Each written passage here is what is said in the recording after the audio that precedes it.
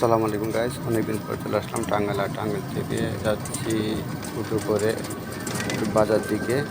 চলে আসলাম গোবিন্দপুর গরু হাটে। এই গরু হাটে অনেকগুলি গরু পাওয়া যায়।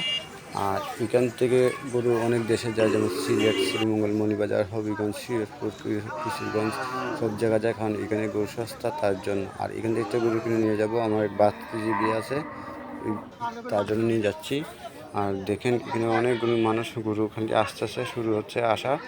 আমরা দেখি তার ভিতরে যে একটা গরু পাই, নিয়ে যাব, নিয়ে চলে যাবো। আপনারা দেখতে থাকেন, গরুগুলো অনেক ভালো। আর অবশেষে একটা গরু কিনে ফেললাম। গরুটা লাল, খুব সুন্দর লাগতেছে। গরুটা নিয়ে অটোর মধ্যে উঠবো, তারপর আমরা অটো করে নিয়ে চলে যাব। হেঁটে যেতে পারবো না, তার জন্য দেখেন অবশেষে অটোতে উঠে গেলাম, রওনা দিলাম বাড়ির দিকে। আর এইখানে বাজারে দেখেন অনেক কিছু পাওয়া যায়, যেমন আপনার টেবিল পাওয়া যায়, জানালা পাওয়া যায়, দরজা পাওয়া যায়, সব কিছু পাওয়া যায়। আর এখানে হচ্ছে বেনগাটি।